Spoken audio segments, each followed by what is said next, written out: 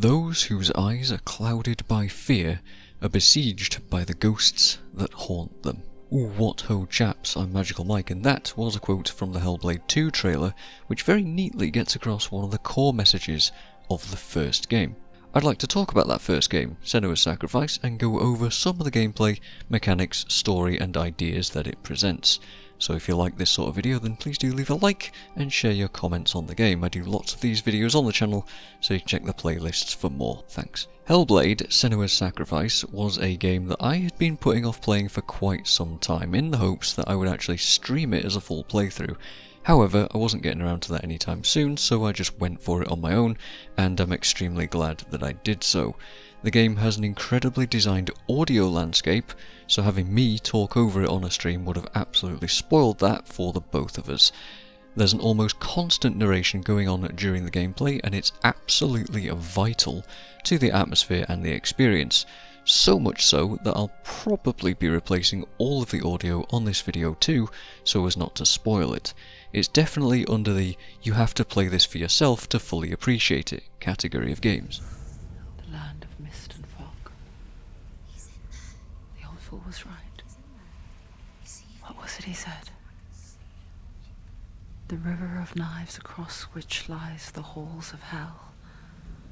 The place they call Helheim. The game is a third-person action-adventure game where you take control of the titular character. Senua is a Pictish warrior from the Orkney Islands, an archipelago near Scotland, and it takes place during the early Middle Ages when the Vikings, or the Northmen, were raiding the British Isles and doing a very good job of wiping people out, enslaving them and generally taking as much wealth as they could. Unfortunately for the Picts, or the peoples of northern Scotland that the Romans couldn't deal with, the Vikings could. Senua's home is ravaged by the Northmen and her lover Dillion is killed. The game begins with this being her driving motivation as she sets out to Helheim, the Norse realm of the dead, in order to save Dillion's soul from the goddess of death, Hela herself. Hellblade then follows Senua's journey through the realm as she encounters figures, concepts and meanings behind various bits of Norse mythology. However, Senua is not quite on her own. She's a very unique character that I've not encountered before in a video game, in that she suffers from psychosis. She hears voices, also referred to as voice hearing, often has vivid hallucinations, suffers from delusions, and generally has a loss of contact with objective reality. From the very intro to the game and throughout, you, the player, will share in these experiences and gain perhaps a little bit of an insight as to what it's actually like to suffer with psychosis for real. The developers Ninja Theory worked with a number of experts in neuroscience and real-life sufferers of the condition to present it with a great deal of respect and, according to those people, a good level of accuracy. So do be aware if you think you might struggle with those representations. This means that you'll hear diegetic sound throughout the game. The narrator is, in fact, a voice that Senua the character is hearing as well. There's an almost constant input of sound from all directions. Voices of people whispering, growling, shouting, screaming and laughing at you and all sorts of other different things. And it can be overwhelming at times. Personally, I thought that they were the best part of the game's design, and I quite enjoyed having them around, even though they were distracting, demoralising, mean and made me doubt myself quite a lot more than I thought they would.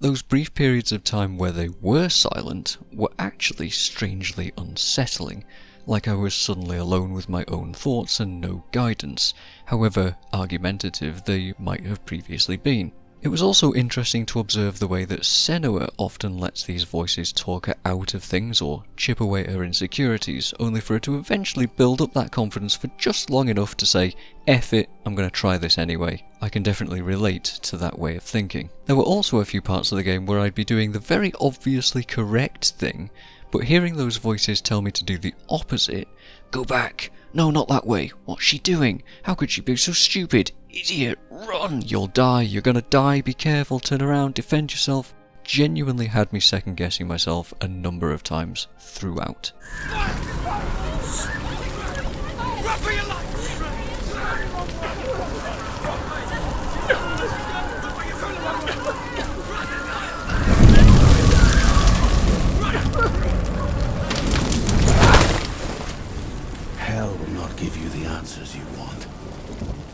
But you mustn't look away from the horrors it does offer. Because you cannot overcome suffering if you refuse to look at it. And the main reason for that second guessing is in the combat. Since the camera is intentionally close to Senua's back, the feeling of claustrophobia is increased, and turning around is both slow and dangerous. Luckily, those voices will help you out by quickly telling you when to dodge with little "behind you, look out, defend yourself" exclamations, which you should probably take notice of if you want to not take a bunch of hits from unseen foes.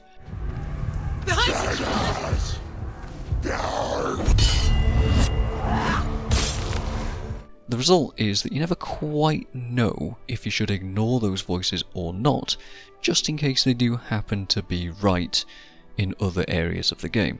And this is brilliant, because simulating that doubt in a player is surprisingly realistic. Those lapses in confidence and the doubts that you might have about things in real life, those bits of anxiety that tell you not to do something in case it goes wrong, yeah, I find myself relating to those quite a bit, but it's never so heavy-handed that it takes your control away or steals your suspension of disbelief.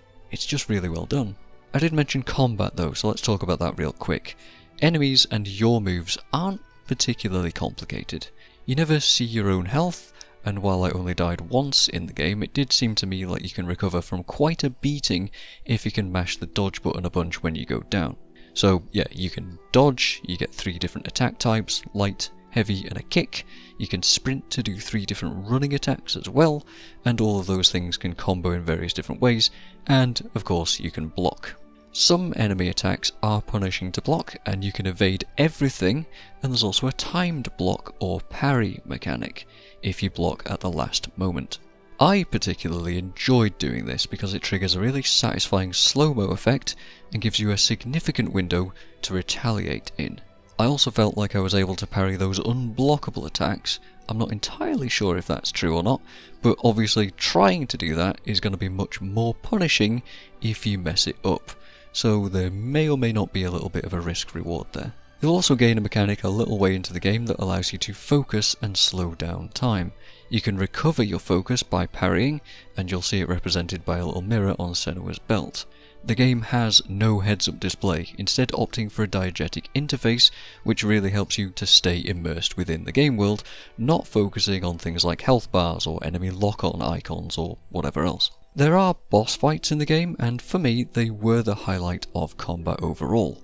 They weren't super complicated or anything like that, and I'd rather not spoil them, but let's just say that the Norse theme really helped them come to life here. Between combat sections though, most of the game is made up of linear segments that guide you between slightly more open puzzle areas. Senua is a Gelt, a Celtic term for a person who appeared to have been driven mad by a curse or grief or the trauma of battle or whatever else, and is what causes her delusions and visions. And these are what are used as a vehicle to explore the puzzle sections. People who see patterns in things that are not connected or that have no real significance in reality are the basis for most of these puzzles. A lot of them are environmental, hidden object-like puzzles which involve you matching Nordic runes from locked doors or blockages of passages or whatever, and then finding those same symbols inside the environment. Perhaps, say, a set of trees have grown in a particular angle that matches when looked at from the right perspective to a rune. Or maybe a bloodstain looks right, or maybe shadows that are cast by various different light sources, or maybe the mast of a ship, or countless other examples like that. Relatively normal things for most people, but for Senua, and for people that perhaps suffer with these kind of delusions, they contain a greater meaning that literally unlocks her path to progress. The puzzles mostly revolve around that one mechanic, with the game adding a gimmick here and there from time to time. Overall, I found them to be quite slow and not too difficult, but occasionally did struggle to find 1 or 2 runes for several minutes at a time. The gimmicks would add layers on that would keep them interesting, like taking your senses away in one particular area that had me really stressed out. I genuinely hated that part, but in a good way. There's times where you get pressured to do things quickly, like running from something or hiding from something. There's illusion-based puzzles, there's representations of delusions throughout, with luminous colours or sudden visions of memories or eyes in the environment looking at you really weirdly. A lot of distorted reality and all sorts of stuff going on, and it is genuinely compelling to look at. So yeah, the environments were pretty great. The sound was absolutely incredible, the combat was satisfying, the music was spot on, and the characters had me hooked as well. There's one kind of collectible throughout the game, these Norse Lorestones, and these were my particular highlight, I think. Examining one of these allows Druth to talk to you about various Nordic stories that are related to the area that you're currently exploring. Druth is a picked word for fool or liar, one who utters the words of God. A mad sinner who flees battle into exile, taking on a beastly nature and growing feathers on his body, supposedly. This character in particular is based on an Irish Celt called Findan, if you want to look that up, or you can just get his story as you progress throughout the game, but his voice acting and retelling of a whole bunch of badass Norse mythology was really what got me hooked. It was awesome. Hearing the absolute terror and sheer power he gives to Ragnarok's coming was easily one of the coolest audio logs I've ever heard in a game. The Northmen say the world will come to an end. They call this Ragnarok, the destiny of the gods. First, there will be a terrible winter, 3 years long. Then, mankind will turn on itself. Brothers will fight each other to the death, and people will forget what they owe their kindred. Times will be hard. Crimes will be great. It will be an age of axes and swords. The wind will blow through abandoned halls. Wolves will walk where children played. The world will fall into ruin. The Northmen say the gods will fight their last battle at Ragnarok. Their watchmen will blow the horn that can be heard through the whole world, and Odin will speak with the severed head of Mimir, which gives him good counsel. The land of the giants will thunder with the sound of their army on the move. The gods will assemble, the dwarves will leave their stones, the frost giants will come from the east, the Midgard serpent will turn up the waves, eagles will scream and tear at the corpses with their yellow beaks, the ship of the dead will set sail. The Northmen say that at Ragnarok, the gods will face a ship full of their foes, which Loki has steered to Asgard. It carries the fire giants, the wolf that will eat the sun, and all kinds of dark creatures. Surt will join them with his sword of fire.